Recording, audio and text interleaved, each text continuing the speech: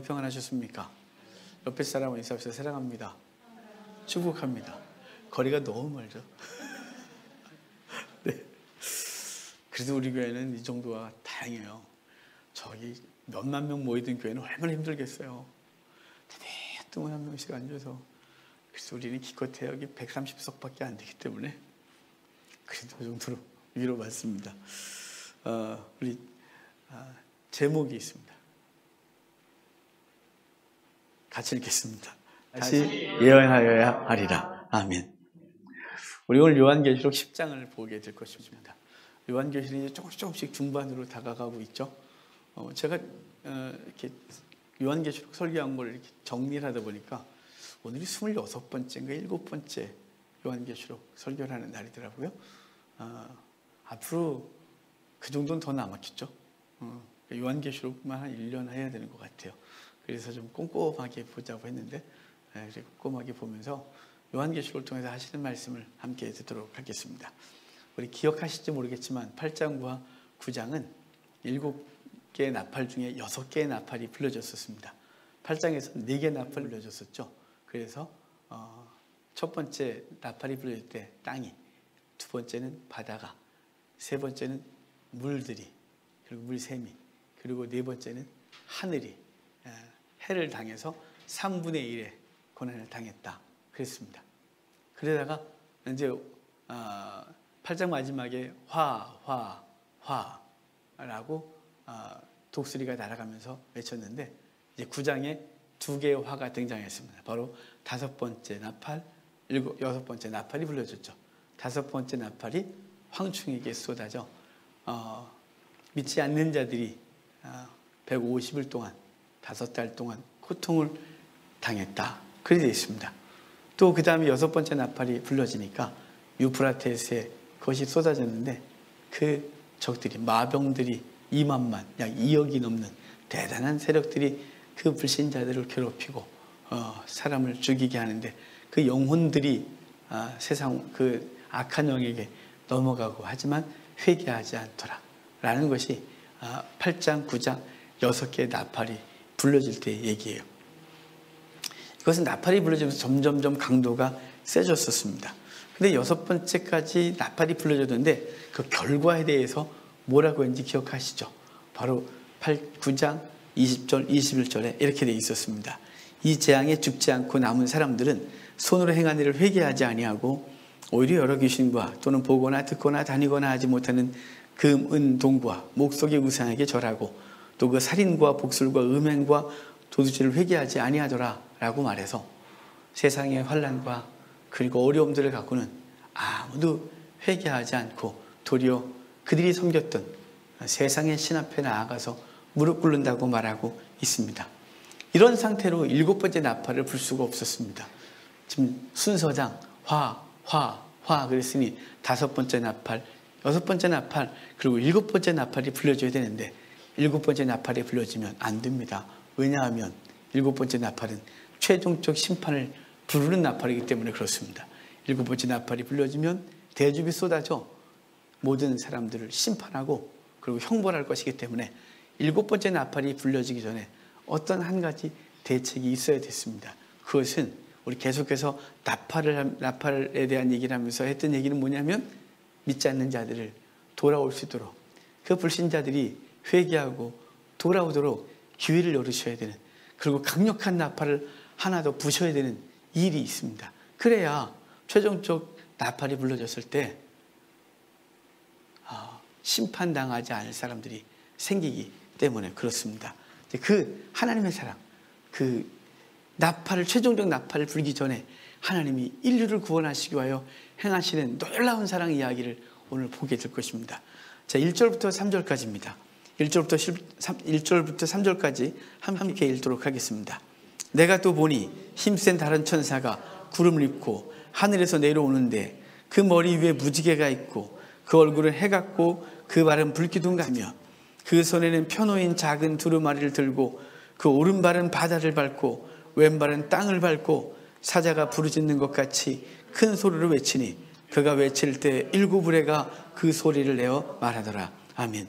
여기 이제 7번째 나팔을 불기 전에 6번째가 맞춰지고 아무도 회개하지 않았을 때 하나님이 행하신 것이 뭐냐면 또 다른 힘센 천사가 등장하는데 그가 한 발은 오른발은 바다를 왼발은 땅을 밟고 서 있고 그의 머리는 그의 머리 위에 무지개가 있고 그 얼굴은 해 같고 그 발은 불기둥 같다라고 하고 그의 오른손에 작은 책이 작은 두루마리가 펴놓여져 있다 이렇게 말해요. 그리고 그는 사자가 부르짖는 것 같은 소리를 외치니까 7우레가 울리면서 이제 그 소리를 내어 바라는 이야기가 있는 것입니다.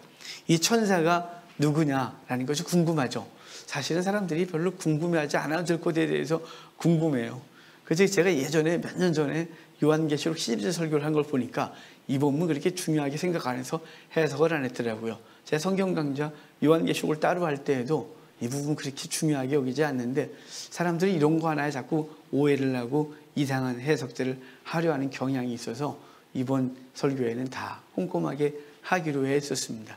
이 하늘에서 내려온 한 힘센 천사는 어디 천사와 구별되냐면 9장의 처음에 하늘에서 한 별이 땅에 떨어져 무적행에 떨어졌는데 그가 악한 영으로서 일을 감당한다 그랬잖아요. 그건 사단이고 오늘 땅에 내려온 이 천사는 말 그대로 하나님의 거룩한 일을 진행하는 천사인 것입니다. 그는 앞에는 떨어졌고 얘는 내려왔다. 제가 9장 할 때도 떨어졌다 이 표현은 바로 하나님의 천사들은 하늘에서 내려온다고 하지 떨어졌다. 마치 버림받은 것처럼 실패한 것처럼 심판받아 무적행에 떨어져서 이렇게 말하진 않는다 했습니다. 9장의 천사는 사단이고 오늘 본문의 천사는 말 그대로 하나님의 일을 수행하는 하나님의 사자입니다. 혹자들은 그리스도다라고 말하지만 이 천사의 모습이 영광스러워서 그리스도라고 오해할 뿐 그리스도는 아닙니다. 그렇다면 왜 이렇게 이 천사를 영광스럽게 묘사했을까요? 그것은 이 천사가 행할 일에 대해서 알려주려는 의도가 있기 때문입니다. 그는 힘이 세고 구름을 입고 머리에 무지개가 있고 그 발은 불기둥 같다고 했는데 이러한 천사는 요한을 대표로 하는 성도들에게 사명을 주게 되는데요. 그가 주는 사명이 사단의 세력을 무너뜨리는 강력한 힘을 발휘하는 것이기 때문에 그 천사는 힘이 세다. 그 천사가 무엇인가를 제공하잖아요. 또 구름을 입고 있다 그러는데 구름이 상징하는 바는 하나님의 영광이었어요. 그래서 구름 속에 하나님의 임재가 있었고 구름 가운데 예수 그리스도가 승천하고 구름 타고 다시 온다 그래서 그리고 성전이 지어졌을 때 그 안에 하나님의 영광이 구름으로 가득하게 임했다 그래서 그 천사는 하나님의 영광이 가득한데 그 영광을 누구에게 다시 제공하냐면 복음 증거할 자들이 받을 영광을 말씀하기 때문에 구름을 입고 라고 표현하는 거예요. 또 그의 머리는 무지개가 있고 이렇게 말했습니다.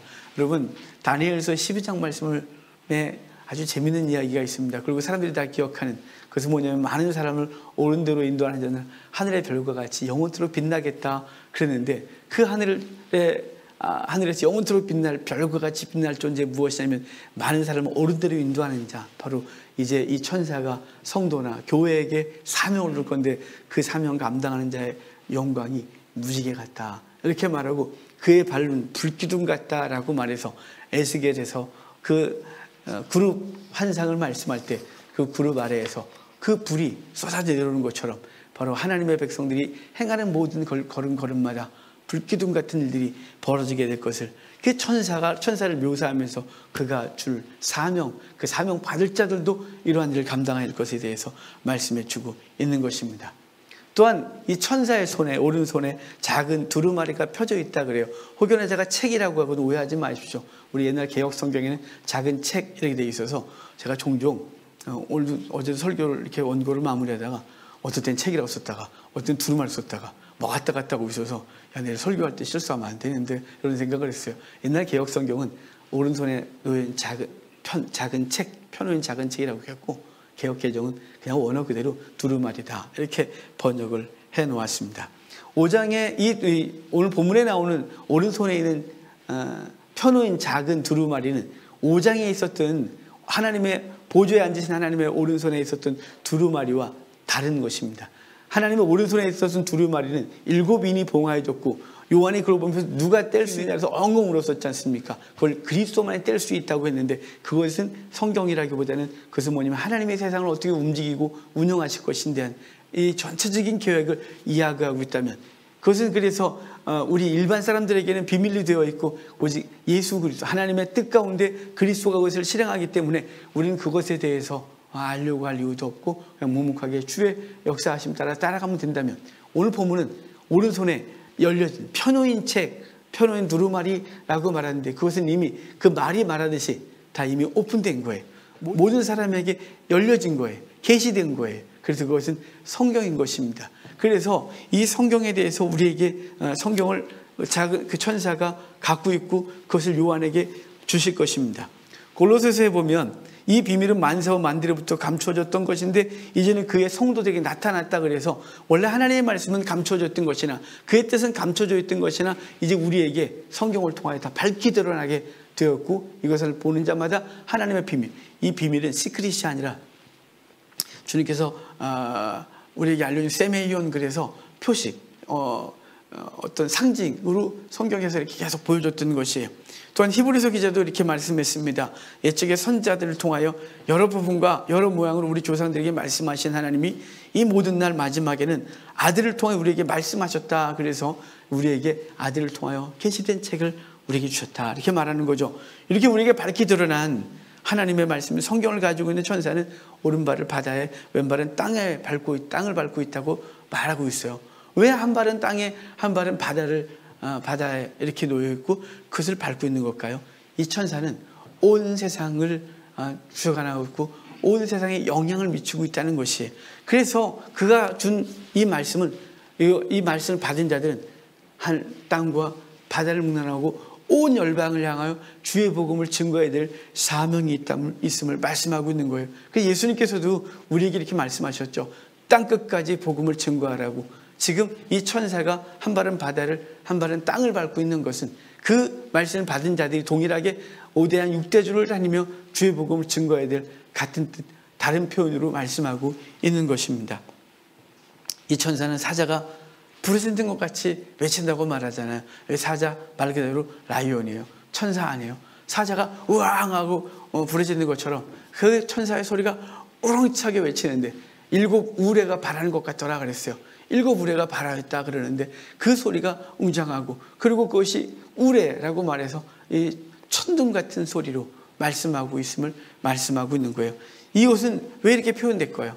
왜 천사의 소리를 사자가 부르짖는 것 같이 말했고 그것이 부르짖을 때 7 우레가 바라고 있다고 말하고 있는 것이냐면, 자연재해로도 돌아오지 않고 고통 속에서 돌아오지 않는 그들을 향하여 외쳐야 될 교회의 사명은 사자가 부르짖는 것처럼 외쳐야 된다는 것이에요.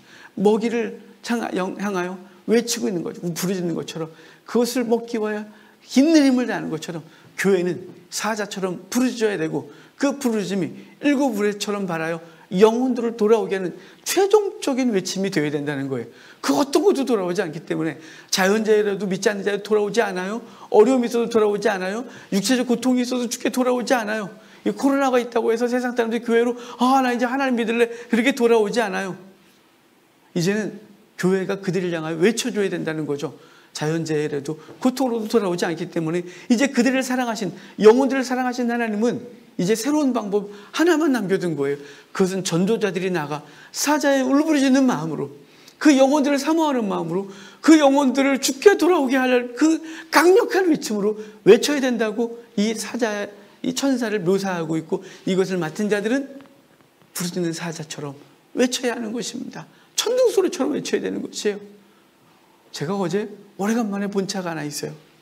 저희가 전사 때 한국교회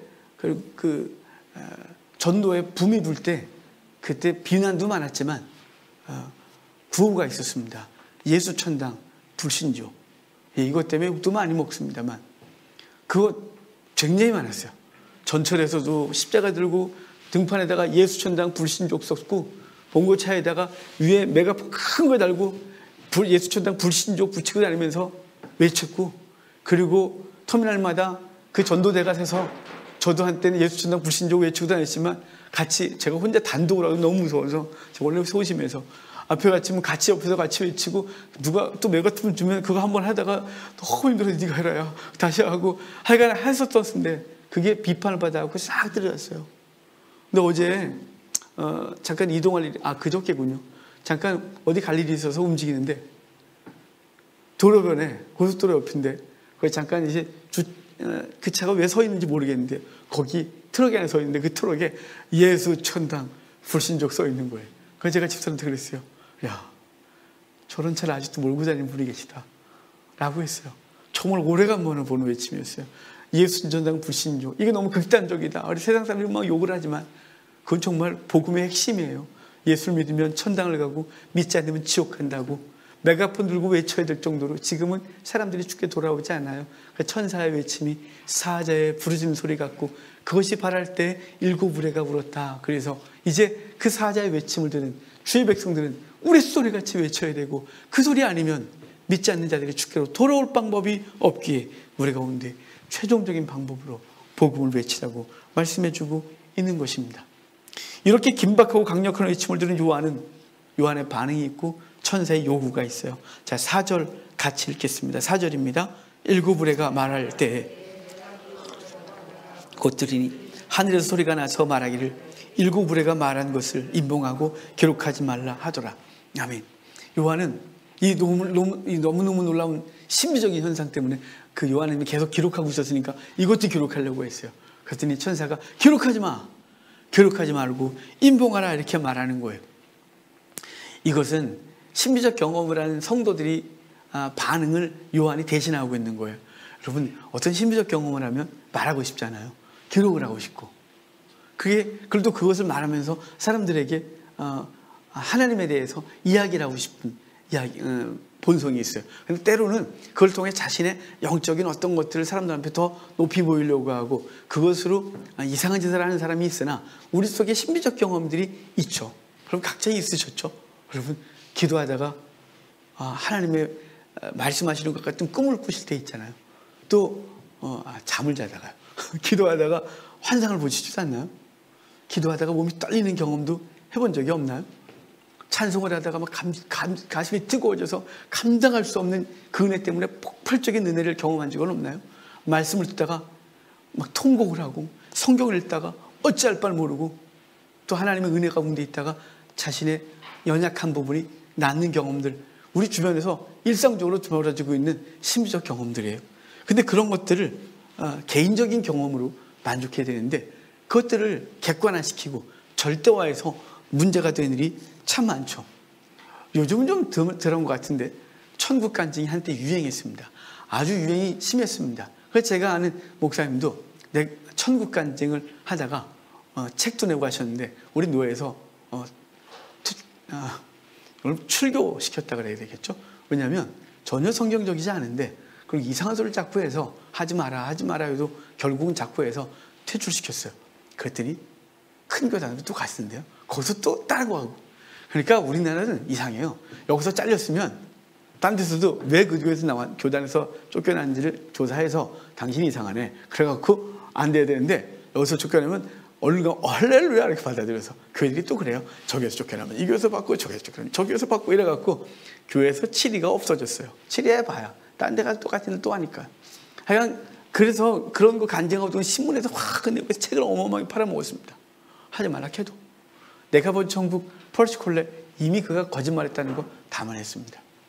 미국에는 어떤 아이 그 혼수 상태에 있다가 깨어나면서 천국을 얘기했는데 그 부모가 시켰던 것이라고 다 나왔습니다. 엄청난 일이 많이 벌어져요. 본 사람이 있다고 합니다. 또 볼 수 있다고 생각합니다. 꿈을 꾸면서 볼 수 있다고 생각합니다.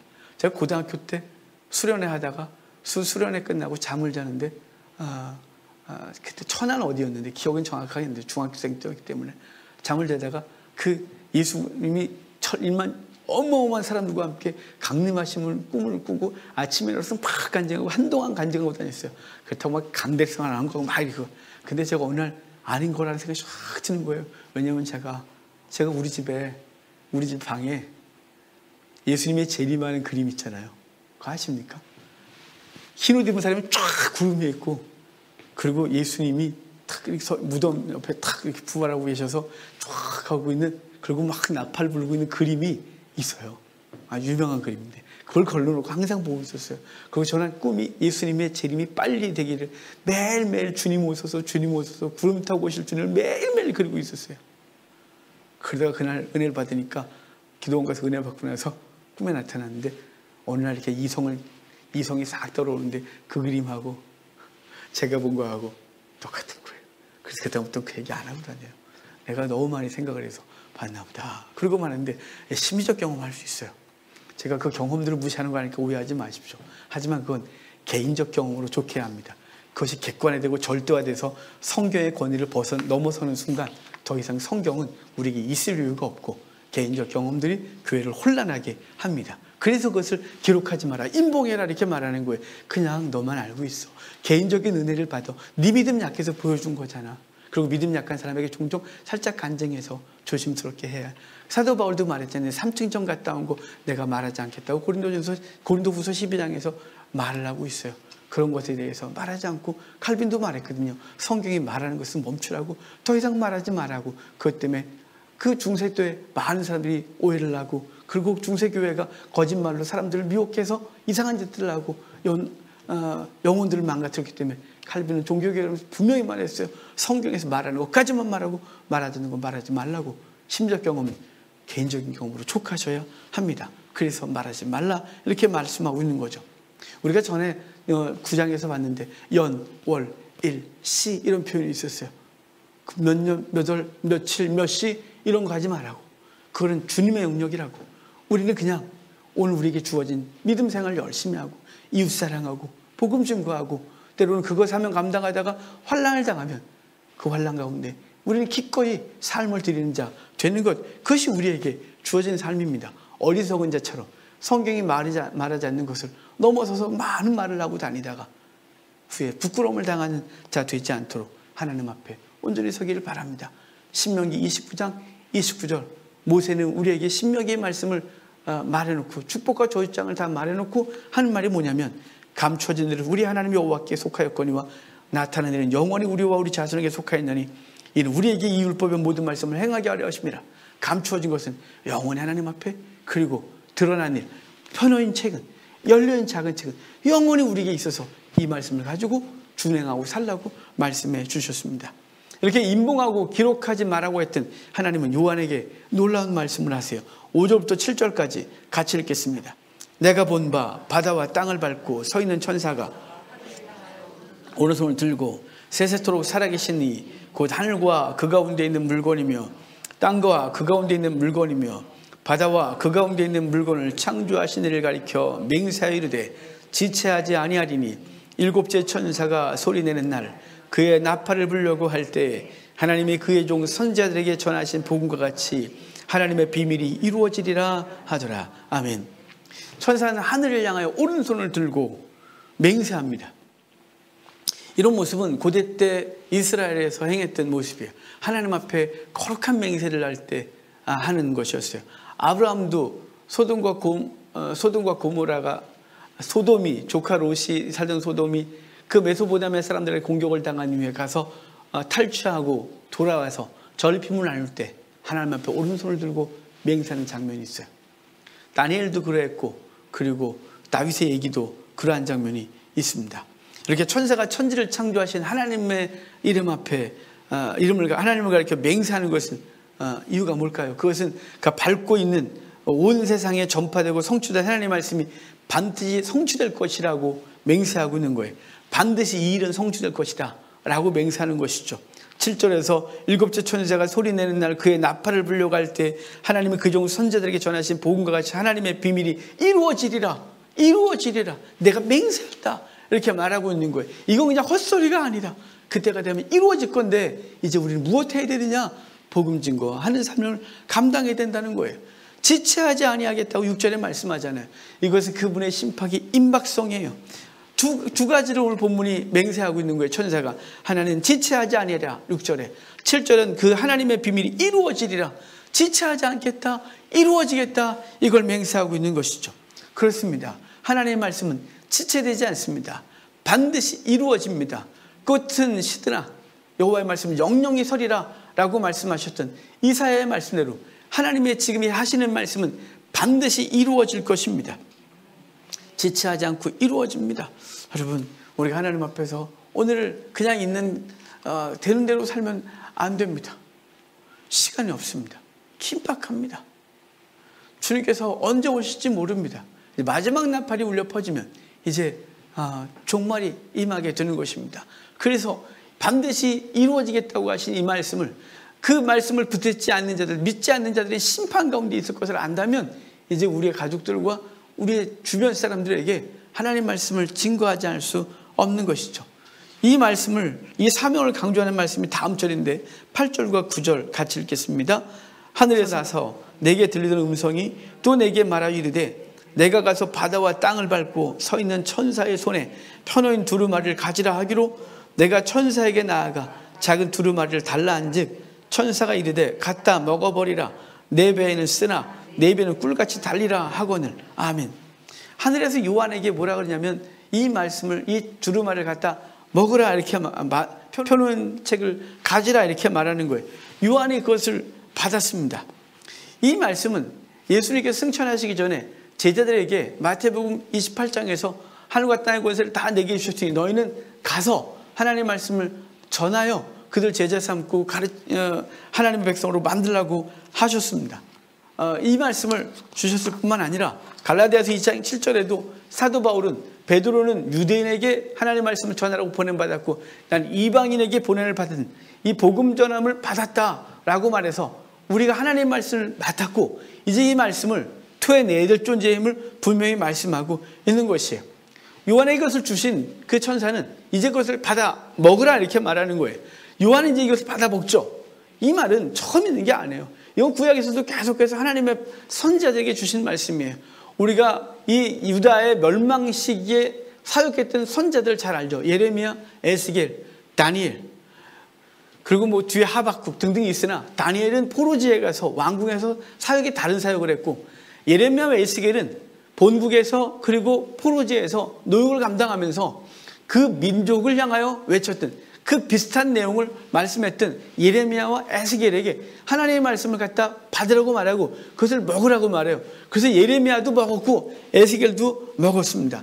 그래서 예레미야가 그 말씀을 받아 먹은즉 이렇게 표현해서 예레미야도 하나님의 말씀을 먹었고 에스겔도 애곡과 애가와 재앙의 말이 안팎에 가득하게 쓰여있던 두루마리를 먹으라고 했을 때 에스겔도 그것을 받아 먹었습니다.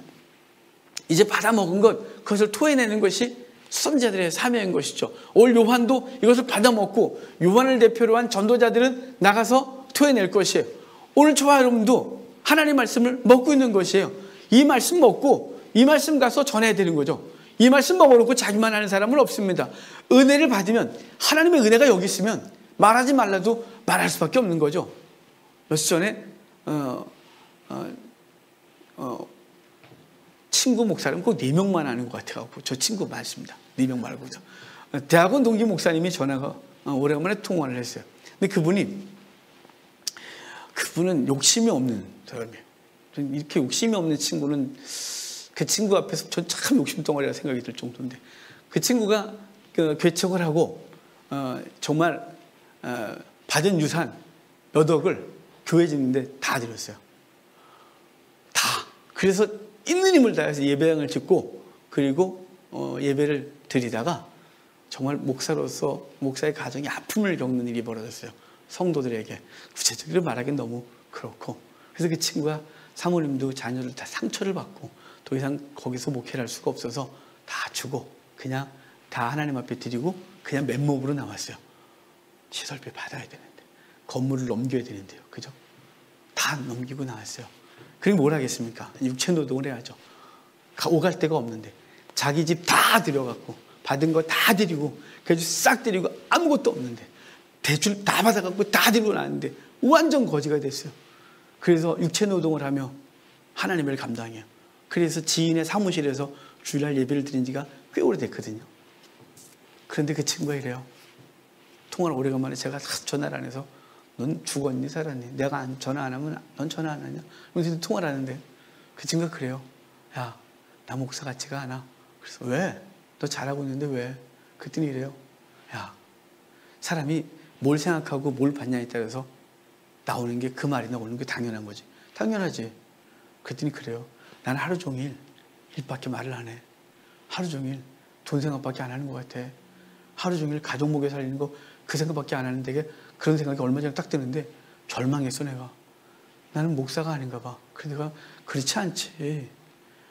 너 열심히 그 상황에서도 주일을 하고 몇 명 안 되지만 그 사무실을 빌려서 주일날 그들과 함께 있는 힘을 다하고 난 너 같으면 찬송을 그렇게 크게 못해. 몇 명 앉혀놓고 어떻게 그렇게 할 수 있니?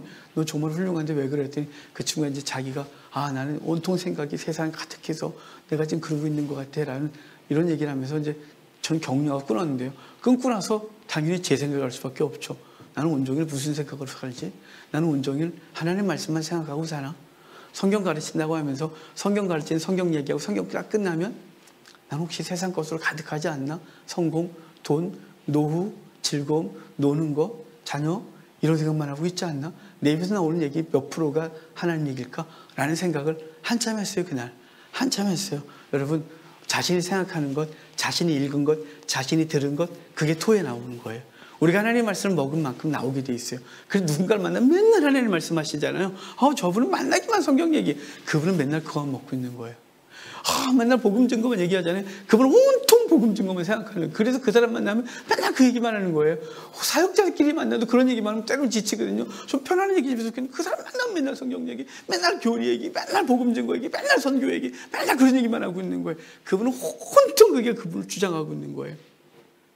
요한에게 받아 먹으라고 하는 거예요. 그거 먹고 이제 토해낼 거예요. 여러분 이 시대 주의 백성들은 하나님의 말씀을 좀 먹어야 돼요. 누가 강제로 먹여줄 때는 먹지 말고 주일날 우리는 그래서 한 40분 설교해요. 오늘은 한 50분 할 것 같은데 그래도 이만큼 먹어요. 한국교회 통계가 20분의 설교예요. 설교하기 20분 넘으면 설교 실패라 그래서 20분 안에 설교하라고 설교하기 위해서 가르치는 거예요. 우리 일시대 때부터 가르친 거예요. 한국교회가 20분 안에 설교하라고. 전 그 말에 동의를 안 해요. 절대 동의 안 해요. 전 나중에 2시간짜리 예배 만들 거예요. 내년 정도에 실행할지도 몰라요. 2시간 예배 만들 거예요. 찬송도 뜨겁게 하고 말씀도 1시간 정도 하고 말씀 암송도 하고 성경 구약도 한 장 읽고 신약도 한 장 읽고 온통 하나님의 말씀으로 푹 빠져서 어차피 이래도 저래도 저는 리더십이 없어서 부흥은 멀리 간 사람이고요. 하나님 앞에 바른 예배 한번 드리고 싶어요. 그래서 요새 예배 계획하고 있어요. 하나님 어차피 한국교회 이렇게 망가지면 누군가라도 해야죠. 우리 믿음의 선진들 서너 시간씩 하나님 말씀을 앞서 들었어요. 지금 복음 증거하는 중국 이런데요. 서너 시간 예배들은 전혀 지겹다고 안 해요. 근데 우리 한국교회는 일주일 때부터 20분 내에 설교하라고 1시간 내에 예배를 마치라고 가르쳤어요. 그리고 한국교회는 가난한 것 때문에 열심히 신앙생활을 했지만 부유하게 되니까 더 이상 남아있는 게 없는 거예요. 먹은 게 없는 거예요. 들은 게 없는 거예요. 성경책 먼지 털고 오는데 이제 성경책 들지도 않아요. 예배당 오면 다 있어서. 이런 상황에서 무슨 한국교회가 다시 성장하기를 원해요. 회복을 원하면 예배부터 회복되어야 되고요. 말씀부터 회복되는데 말씀 먹는 것부터 회복되어야 돼요. 말씀 안 먹으면 그 속에서 성장이 안 돼요. 말씀 안 먹으면 세상 게 너무 많이 먹어서 말씀 저 밑에 있는 거예요. 온갖 거 다양하게 먹는데 말씀 요만큼 먹어서 어떻게 그 말씀 우리 속에서 활동할 수 있어요.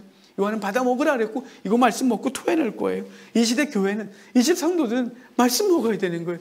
기회를 얻든지 못 얻든지 어찌됐거나 말씀을 읽으려고 애쓰셔야 돼요. 교회도 꼬꾸라도 다니셔야죠. 성경도 읽어야죠. 어플에도 깔아놓고 핸드폰 열릴 때마다 한 구절이라도 봐야죠. 안 그러면 우리 살 수가 없는 거예요. 우리 입에서 맨날 세속적인 얘기만 나오는 거예요. 성도들이 만나도 정치 얘기, 성도들이 만나도 돈 얘기, 성도들이 만나도 세상 얘기 가득하다가 주의 말씀 저쪽에 가 있는 거예요. 왜냐하면 온통 먹은 게 세상 것이기 때문에 그래요. 이제 이 요한이 받아 먹었는데 이 받아 먹은 요한의 반응이 있어요. 10절 같이 읽어요. 10절입니다. 내가 천사의 손에서 작은 두루마리를 갖다 먹어버리니 내 입에는 꿀같이 다나 먹은 후에 내 배에서 쓰게 되더라. 자, 요한이 받아 먹으니까 입에서 달더래요. 입에서 달았다. 이 반응도 우리가 조금 아까 말했던 예레미야나 에스겔이 동일하게 반응했어요. 예레미야도 하나님의 말씀을 받으니까 달았다 그랬어요. 흡족하다 그랬어요. 에스겔도 그 두루마리를 먹었는데 입에 달더래요. 근데 에스겔이 먹은 두루마리는 애곡과 애가와 재앙의 말의 두루마리를 먹었어요. 그게 뭐 고통스러운 말이었는데 그걸 먹었는데 달더래요. 요한도 하나님 말씀을 먹었는데 달대요. 여러분 우리도 하나님 말씀 달지 않습니까? 하나님의 말씀이 소금꿀보다 더 달다는 고백이 우리 속에 있잖아요. 근데 이 고백이 이스라엘은 어떻게 만들었냐면 이스라엘은 처음에 아이가 태어나면 책에다가 꿀을 발랐어요. 두루마리에다가 줬어요. 그 아이들이 이걸 핥아 먹었죠. 꿀이 다니까 계속 핥아 먹었어요. 그래서 자연스럽게 책을 대하게 된 거예요. 하나님의 말씀을. 그래서 소유꿀보다 달다. 이거보다 단 게 이거라는 것이죠. 꿀 빨아먹었는데 꿀보다 더 단 게 하나님 말씀이었다는 걸 그들은 고백으로 아는 거예요. 우리처럼 하나님 말씀이 대해보지도 않았는데 말씀을 소율꿀보다 달다? 아니 그게 어떻게 느껴지지? 그게 꿀이 더 단데? 이건 우리가 그런 거죠. 훈련이 안 돼 있으니까. 말씀을 대한 사람은 소율꿀보다 달다고 말하는 거예요. 우리 속에도 주의 말씀이 달기를 바라요. 이것이 좋은 얘기뿐만 아니라 애가와 재앙의 말을 듣는다 할지라도 그 말씀은 아멘이에요. 달다 이 말은 동의한다 이 말이죠. 이 선자들이 다 동의한 것이에요. 그런데 문제는 이것을 먹을 때 속에는 쓰더래요. 예레미야도요. 먹었는데 단데 이제 흡족한데 그 뒤에가 문제인 거죠. 너무 고통스러운 거예요. 에스겔은 먹었는데 그 다음 얘기가 없죠. 요한은 먹었는데 단데 배에선 쓰더라 이렇게 말해요. 이 말은 왜 쓸 수밖에 없느냐면 예레미야도 하나님의 말씀 먹고 말씀을 전해야 되는데 그 말씀을 전하다가 그들이 너를 치나 그들이 이기지 못한대요. 고통당할 거라는 거죠. 에스겔도 마찬가지예요. 에스겔도 하나님의 말씀을 전하는데 가시와 전갈과 찔레 가운데 거한다 해서 고통스러울 거라는 거예요. 지금 요한이 이 말씀 봤는데 요한뿐만 아니라 이제 두 전도자가 등장할 거예요. 11장에. 이 두 전도가 등장하면서 복음 증거하는데 그들은 무정에서 올라온 자들이 죽임을 당한대요. 그래서 사흘 반 동안 널브러져서 수치를 당하고 고통을 당한 일이 벌어질 거죠. 그래서 쓴 거예요. 여러분 주의 말씀 받을 때는 얼마나 좋나요?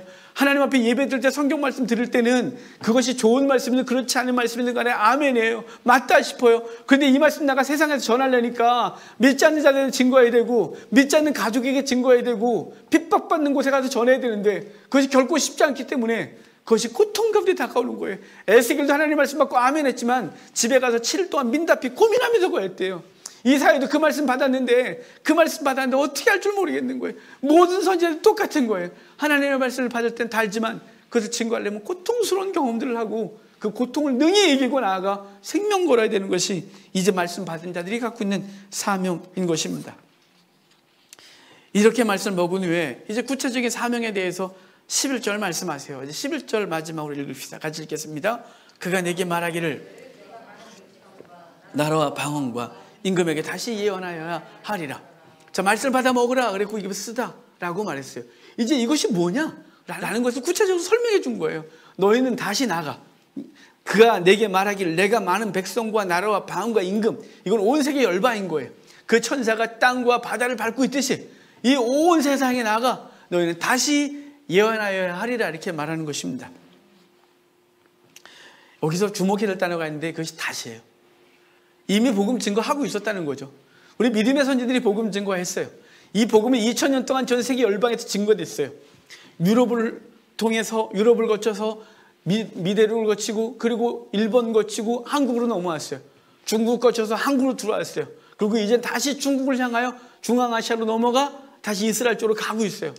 온 세계 열방을 향하여 복음을 증거하러 말하고 있는 거죠. 이미 전하고 있지만 다시 전해라 이렇게 말하는 거예요. 내가 그 친구한테 얼마 전에 전해봤는데 걔가 안 믿는데요. 다시 우리 부모님한테 말했는데 니나 믿어 임마 그랬대요. 다시 나의 배우자가 교회 갑시다 그랬더니 니나가 그랬대요. 다시 나의 자녀들에게 말했는데 아빠나 믿어 엄마나 믿어 그랬다는 거죠. 다시 이렇게 말하는 거예요. 다시 예언하여야 할지라 이렇게 말하는 거죠. 왜냐하면 그 영혼들이 지옥 갈 것이기 때문에 그래요. 그 영혼들 나팔 불면 마지막 7째 나팔 불면 끝이기 때문에 그래요. 돌아올 수 있는 기회가 없기 때문에 그러는 거예요. 그래서 다시 그러는 거예요. 여러분 우리가 우리 가족들과 우리 주변 사람이 신앙을 권면하는데 힘이 드십니까? 호락호락하지 않습니까? 때로는 그것 때문에 갈등을 일으킵니까? 여러분 그 갈등 이 땅에서 갈등이 났지 영원한 나라에서 따로 사는 것은 불행인 것입니다. 여러분 영원한 나라에서 당신은 천국에 여러분의 가족은 지옥에 있다면 영원한 고통을 겪어야 되지 않겠습니까? 그리고 거기서 울부짖는 걸 봐야 하지 않겠습니까? 천국에서는 어떤 느낌일지 모르겠으나 여러분 이 땅에서 그 영혼들을 향한 하나님의 마지막 나팔 소리 그것은 자연재앙도 아니고 질병도 아닌 것입니다. 마지막 나팔은 성도들의 입을 통하여 증거되는 것입니다.